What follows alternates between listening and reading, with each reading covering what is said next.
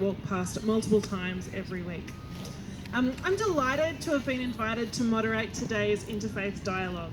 This is a real privilege. I've done this a couple of times before, and it's always a really wonderful afternoon of sharing between our different faiths on important topics. Today's dialogue is on the topic of what makes a person good. I want to begin by welcoming you all here today. Particularly want to welcome those of you who belong to the Australasian Union of Jewish Students at Macquarie, the Christian Union, the Macquarie Atheist and Secular Society, and the Macquarie Uni Muslim Students Association. And to those of you who don't belong to any of those groups but are just here because you're interested, welcome to you as well. Each year we host an interfaith dialogue here at Macquarie University. In a society which increasingly denies the importance of faith, in which questions of religion are more and more being excluded from the public debate, we as people of faith, and people who have seriously considered the question and chosen to be people of no faith, stand together to declare that these questions are important and worth discussing. We come together today in a spirit of respect and curiosity to learn from each other, to debate issues that are important for our world. Thank you for being part of a learning experience here with us today. I particularly want to thank our potentially four presenters, Rabbi Alan Meltzer from the Or Chadash Synagogue in Bondi, Dan Anderson from here at Macquarie Uni, Thomas Cox, also from here's the president, yes, round of applause, president of the Atheist Society here, and hopefully, shortly, Brother Anas Yagmor from United Muslims Australia. Please give them all a round of applause.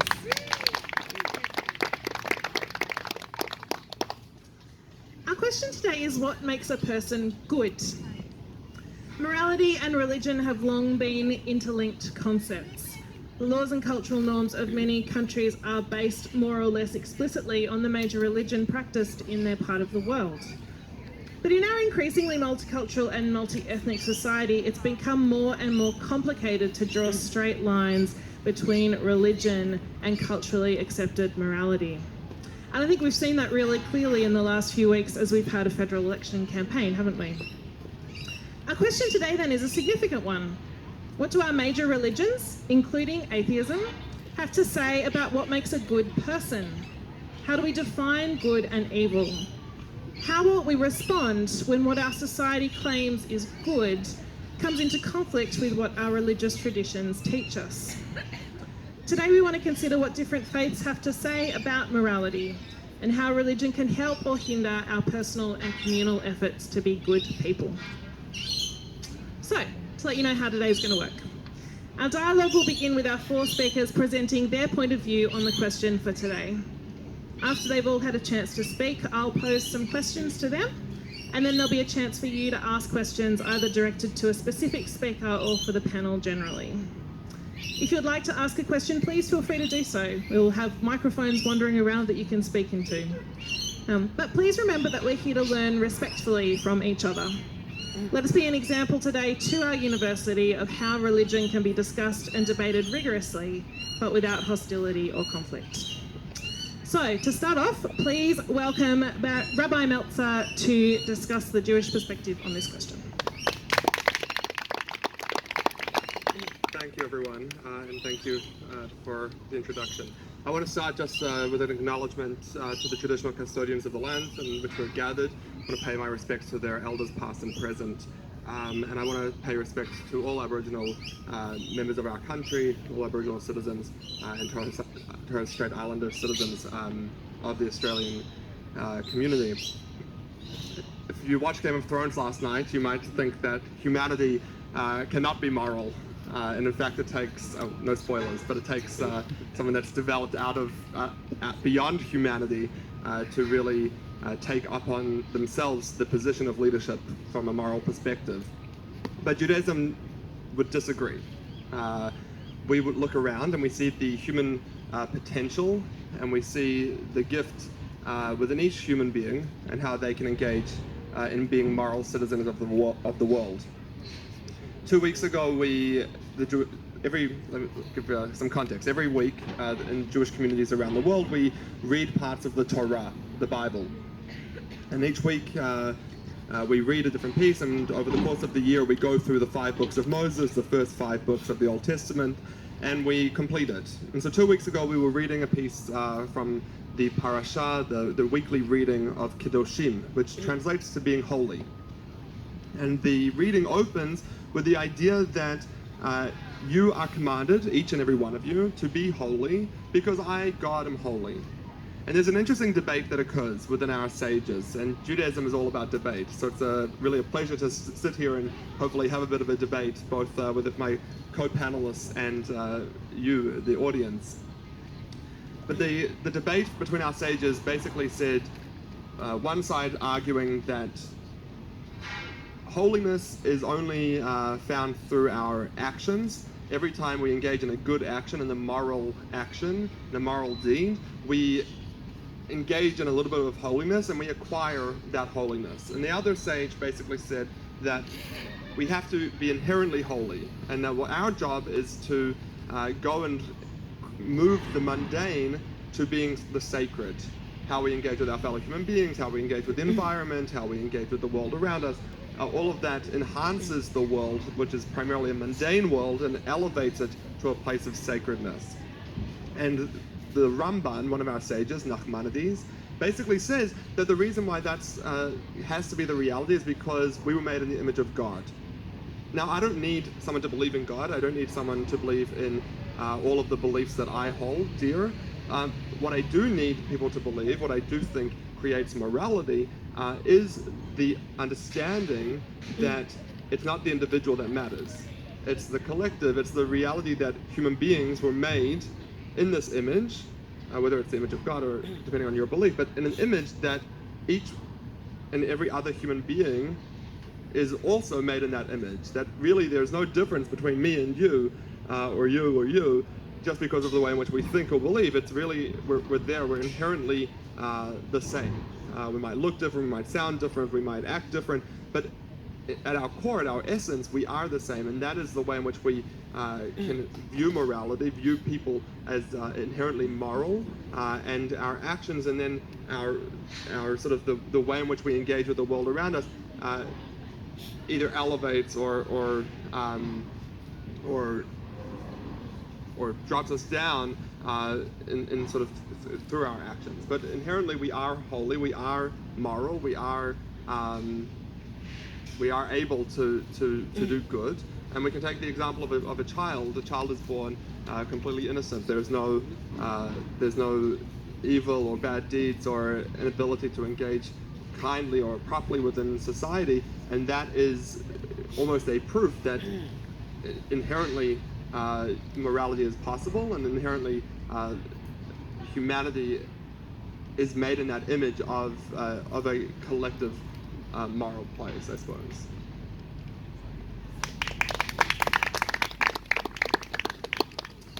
Dan, can you give us a Christian perspective? Thanks, Katrina. The question is, what makes someone good? Is that right? Good. I'm glad I got that. Because that's what I was thinking about. It strikes me that there are 3 ways to answer that question, at least from a Christian perspective. The first is to think, oh, welcome.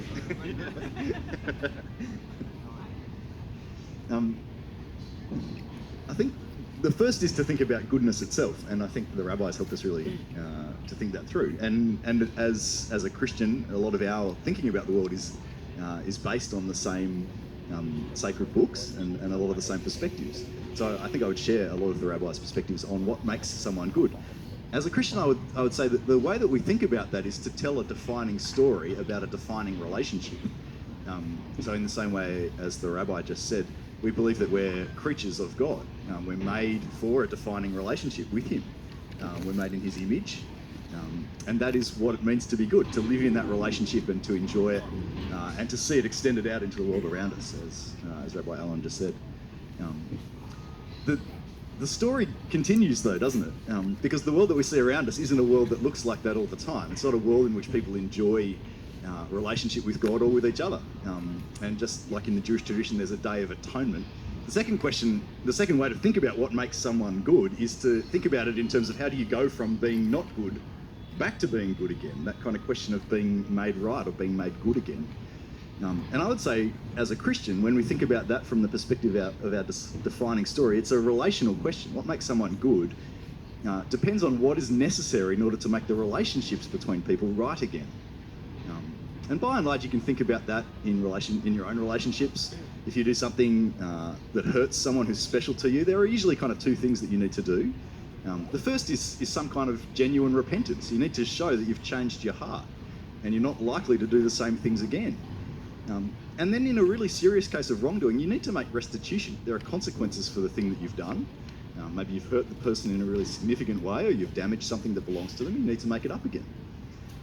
In the Christian story about what makes someone good, this understanding of atonement or being made good again focuses in on Jesus. In the Christian story, he's the one who comes as someone who's never done anything to break relationship with God or the people around him. And he helps people, he makes people right again, he makes people good again through his own death. Through his own death, he makes up what we've done wrong, he makes restitution. So that's the second way. How do you make someone right or good after they've not been good? And then I think the third way you could answer that question is to say, what makes someone continue to be good? What's the motivation to be good?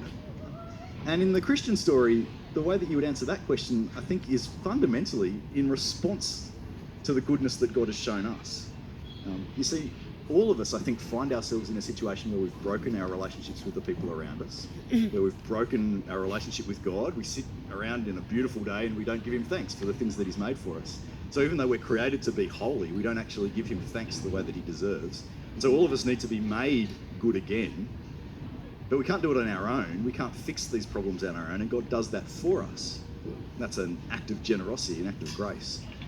So what makes a Christian good is responding to that grace. It's ultimately love. It's not out of self-interest.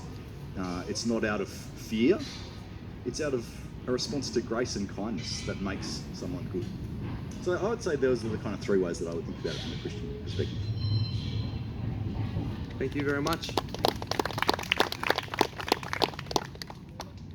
First and foremost, I'd like to apologise for coming late. It's caught up in a bit of traffic. Talk to me about it. Yeah. I'd like to start off by saying Assalamu alaikum to all of you, which is the Islamic greeting for peace. And I ask Allah subhanahu wa ta'ala to make this a blessed gathering, a gathering that of unity between all of us and love. And when I was told about the question, which was what makes a person good, it's a very broad question. And what I love about this question is it unites all ideologies, because pretty much everyone has the same understanding of what makes a person good. What makes a person a positive contribution to society, a positive contribution to the people. Now, I agree with what my brother said, Dan. I agree with what he said, that with the Christian faith, a good person, or just around what he was saying, is what makes a person good is basically his relationship with God. And when your relationship with God is good, then your relationship with the creations of God will be good as well. And I totally agree with that. From the Islamic perspective, to add on, to complement my brother Dan, I just want to reflect on a prophetic hadith, which is a saying of the Prophet Muhammad, peace and blessings be upon him. And, you know, in the Islamic faith, Prophet Muhammad is a role model for us, to a Muslim and a non-Muslim alike. You know, as you see in Michael Hart's book, The Most Influential, he was rated to be one of the most influential men.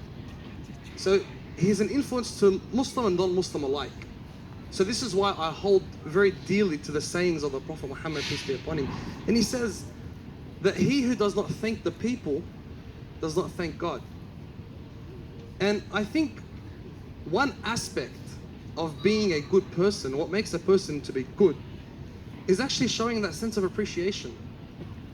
Being thankful for the little things that you have, or for the little things that people give you, and for the little things that God has given you. And this is why I can totally agree with when he says that having that relationship between you and God, being good to God and getting in the graces of God, in that circle, you're good with the people. Because you remember that as people who follow religion, Our ultimate goal is to serve God and to keep God happy. And through that, we find peace in being good towards the people. And there are many avenues that a person can take to attain goodness, such as being appreciative, appreciating what the people, kind words, kind gestures that people show or people do towards you. And I think one aspect, and this is moving away from also religion, but one aspect which is extremely important, and I think people tend to overlook it, it's actually being genuine. And so when you actually want to do the good action, when you want to do something that's good, have the correct, sincere intention when you're doing it. Don't just do it for the sake of you want people to see you, or you want, credit. It's amazing. I have to go back to religion somehow with it, but there's a prophetic saying that was narrated by Umar ibn Khattab, one of the great disciples of Prophet Muhammad. He says that your actions are based on your intention, and your actions in Islam are sometimes meaningless if the intention is incorrect. And it makes sense, because you have people that are wolves hiding under a sheep's skin, and that's because they do the good action, but the intention is incorrect. There's no sincerity to it. They don't mean to do it so that they can help someone or that they can actually be good to the people, but because there's a hidden agenda behind it. And this is why I think a very important component which makes a person to be good is actually being sincere and being genuine about wanting to be good, wanting to have that connection with the people. For the sake of, it might not even be for the sake of God, because I know some people here don't believe in religion, so doesn't necessarily have to be for the sake of God, but for the sake of actually being a positive human, being a positive contribution to society. Not being just another person, an air breather that really contributes nothing, that's constantly pessimistic. And this is one thing in our religion, that we do not look at things in the eye of pessimism, but we look at it in the eye of positivity. And it all comes back down to our intention. The reason why we do things. What's our drive? Why do we be good? Why are we good people? It goes back to your intention. And I end with saying the hadith again, the prophetic tradition, the prophetic words of the Prophet Muhammad is, your actions are based on your intentions. So any action of good, and we all know the actions that deem us to be good people, but the underlying, the underlayer of that, which makes it perfect, which actually makes you a good person, is your intention. Why you're doing it. Are you doing it really to help people and for positive reasons, or are you doing it for an underlying reason, for your own agenda? That's my perspective on it.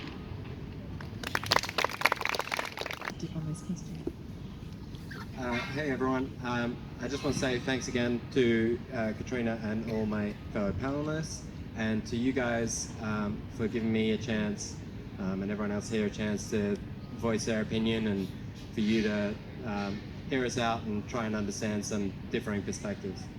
I think that's really important and what this is all about. So we're discussing what's a good person, and I think this is a great topic, and I agree with a lot of the comments about it being intertwined with religion for quite a long time. It's definitely one of the questions that religion really tries to address. And I'm going to take the rather uncontroversial position that what makes a good person is the way we think and interact with one another, which I think is quite in keeping with all my other panelists. But I'll be sure to explain why, how that relates to religion and atheism as well.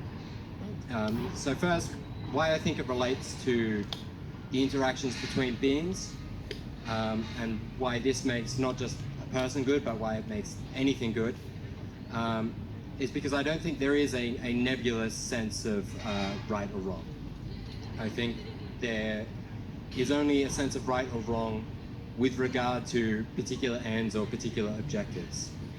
So, while if you're playing a game of chess, by the rules of chess, you absolutely should try and put your opponent in checkmate and win the game by that objective. However, if you don't want your son to cry, as it's been the case for me, you can afford to take a loss every once in a while. And it's the same with a drug company. It might be right for them, with their particular objectives to raise money and whatnot, for them to raise the price on drugs.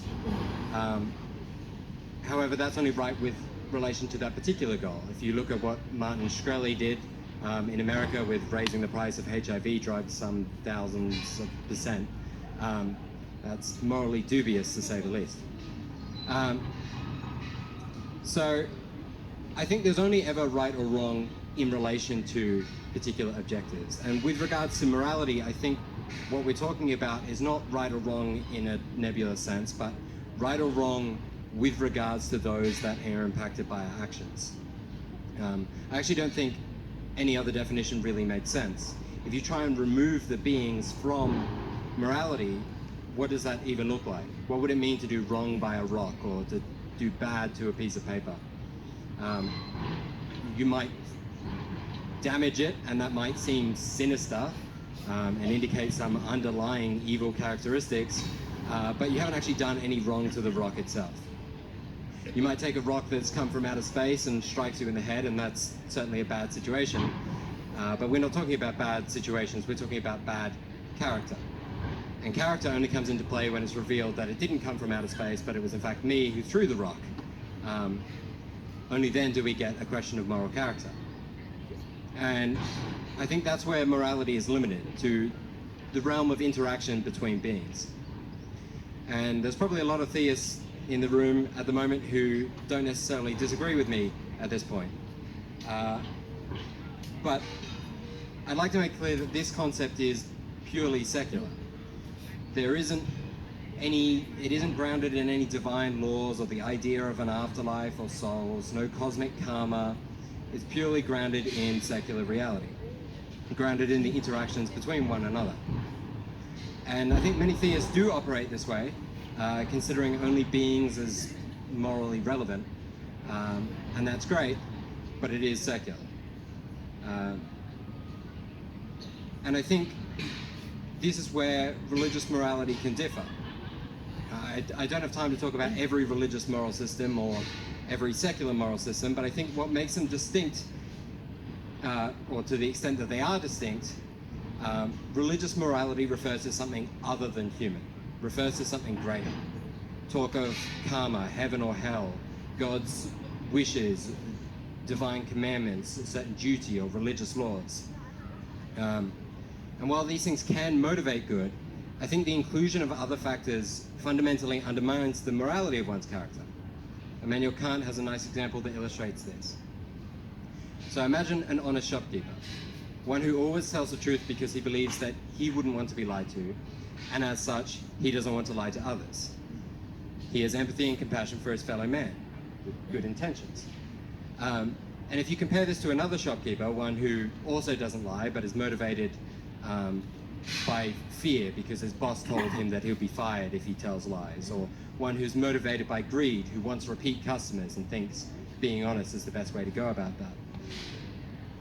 The action of being honest might still be good, but the motivation indicates that the moral character might not be there. Regardless of the act, it is only through motivation that considers those impacted by your actions that can be considered morally virtuous. And those motivations are purely secular. Motivation is a big factor in religious morality and something that atheism lacks.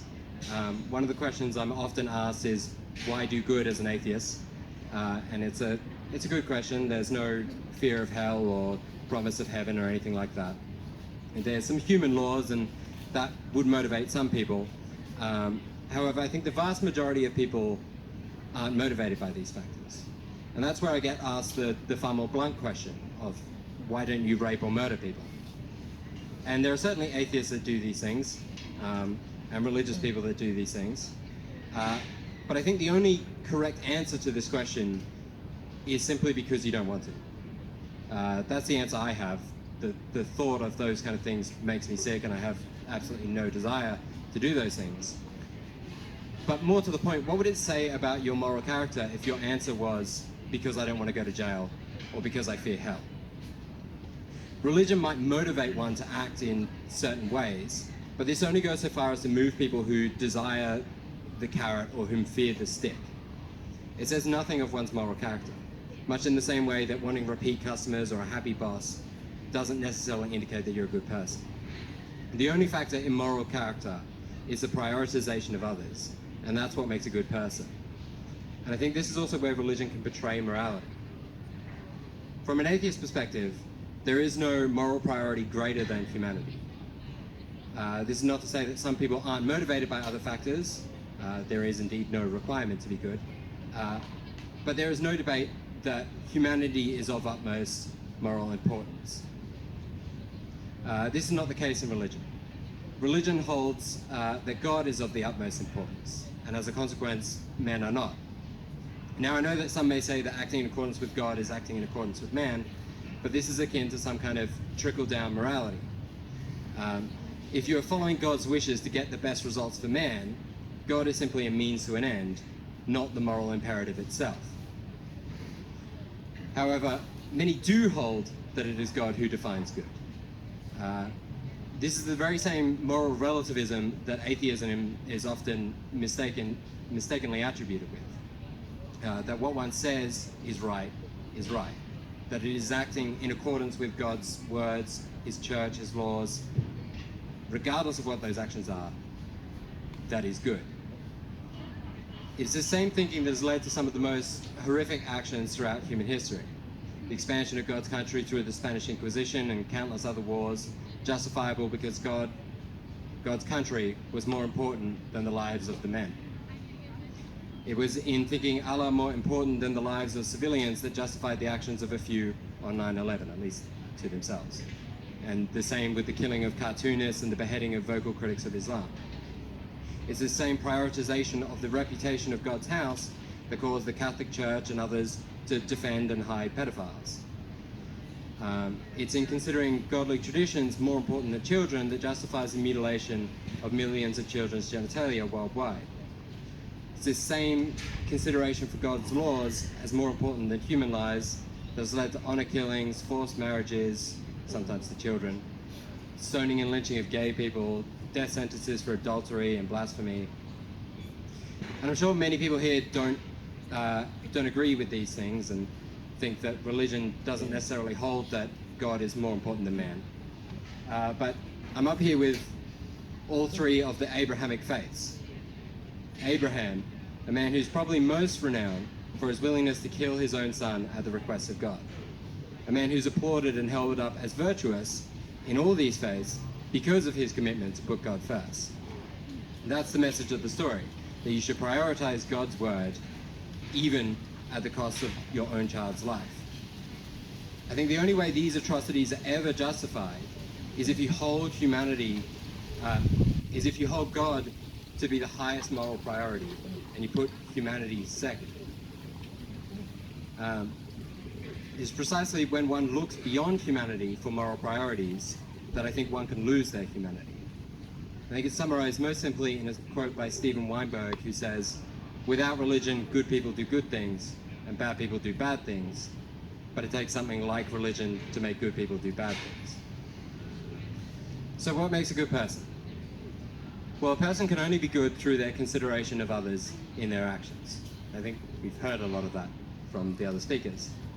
It's not because of obedience to laws, promise of reward, fear of punishment, but through one's own self-motivated empathy. And religion may provide motivations for good actions in some circumstances, but it does not necessarily motivate good character. And worse, it can motivate evil or be used to justify it. This is because it teaches that God is the moral priority, not man. And I think considering anything other than man as the highest moral consideration fundamentally undermines what it means to be moral. I think it is only in worshipping man, not God, that one can be good. Thank you.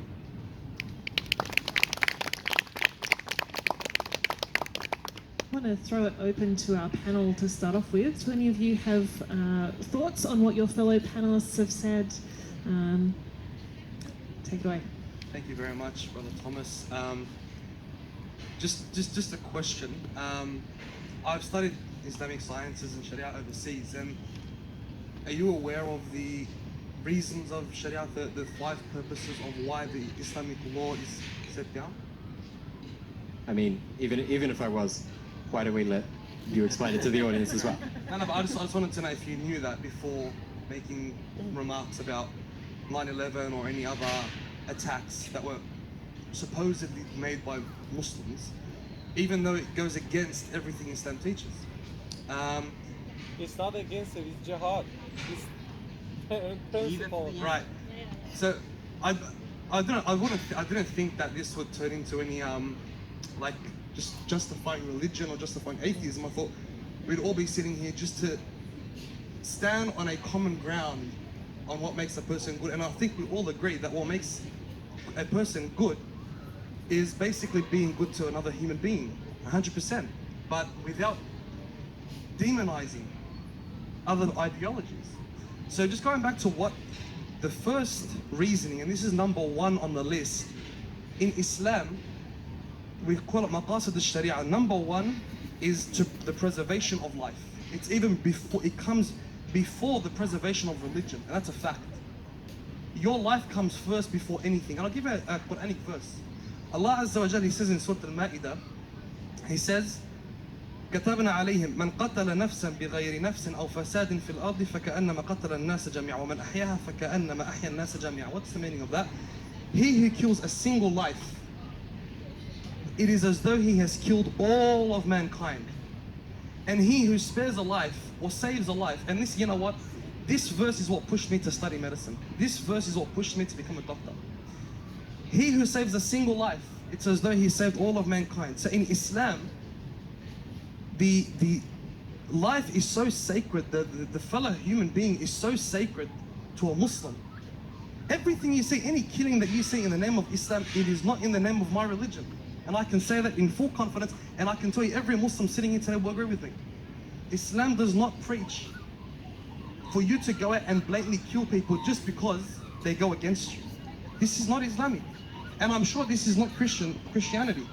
And I'm sure any other attack made in the name of religion, or even made in the name of atheism, it goes against what we believe in.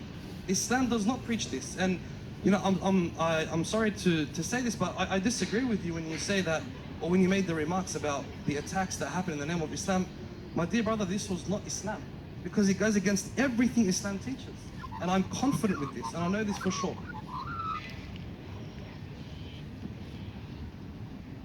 It's very challenging. You've done a good job. First, I just want to make a comment to what you just shared.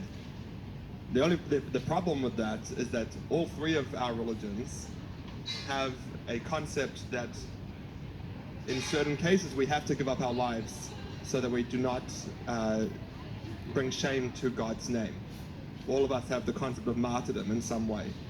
That doesn't mean going out and killing people, that doesn't mean committing acts of violence, but sometimes we have to give up our lives for God. And I think that is a challenge, a huge challenge, in terms of thinking about the sanctity of life and the sanctity of people, of things around us.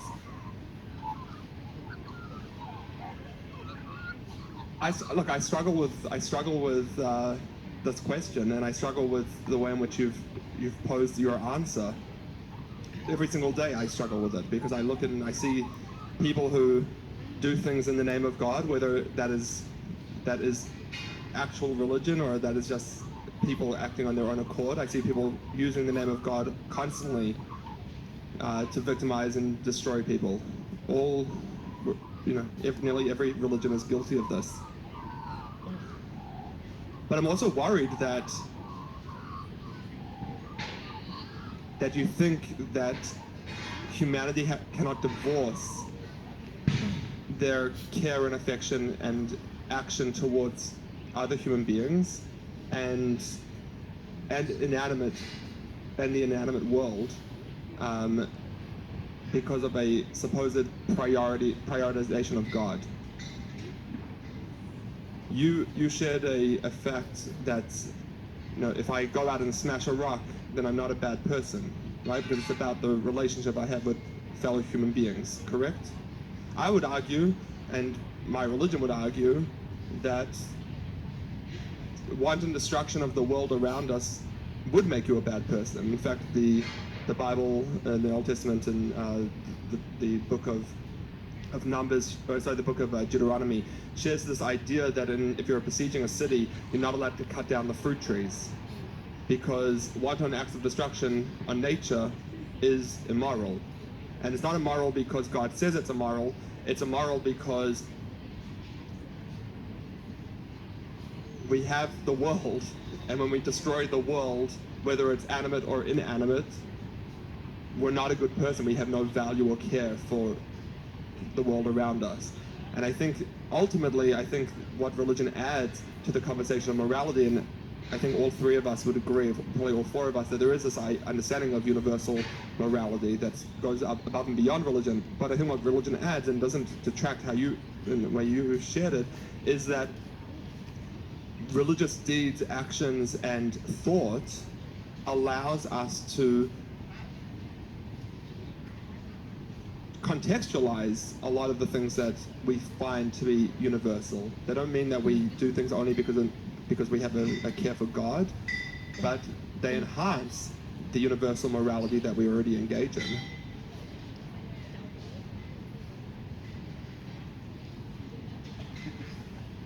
If you go as well, I'm never gonna. I'm just never going to gonna pile be on top, able mate. Yeah. No. I do think, I echo what Rabbi Allen said. I thought that was a very challenging, well thought out critique. But I won't just pile on you, Thomas. No, I will, surely. But, it struck me as I was listening that, at least in my kind of framework, that we're talking about three different things. We're talking about moral norms, the kind of standards by which we treat each other, and by and large there's a lot of agreement, and I think you acknowledge that, Thomas, really helpfully. All of us actually think that moral norms are about what we do in relationships with other beings, and I completely agree. I don't think there's such a thing as this kind of nebulous sense of good out there that's divorced from our intentions and our actions in relationships. And the second one is that kind of question about moral repair, like how do you fix something that's been broken, in a question of how do you make something good in that sense. And that's one of the, I guess that's probably a question that I'd have for Thomas, and probably also for Rabbi Allen as well. Because I know that Judaism has got a lot of really interesting and rich thought on that, and the whole question of the day of atonement and stuff is really interesting. So I'd love to hear your perspective on that. And then the third question is that question about moral motivation, what actually makes us want to do towards other people. And to be honest, Thomas, that's where I find your account the most uninteresting, because you just end up repeating the same thing. I do it because I want to do it. It's not answering the question. And so my kind of fundamental, I'd be interested in your thoughts on moral motivation as well. Like, I know that Islam fundamentally is about submission, right? And so there's this whole sense of putting my will before God and wanting to conform to that. And so motivation seems to be a really key part of that. I'd love to hear your thoughts on that. The bit at which I would pile onto you, Thomas, is you started out by saying that morality is about relationships between beings. And so I take it that if I'm to go and murder the ibis behind me, you'd have a problem with that and you'd say it wasn't good, right? Because the class of beings, it's bigger than just the class of humans.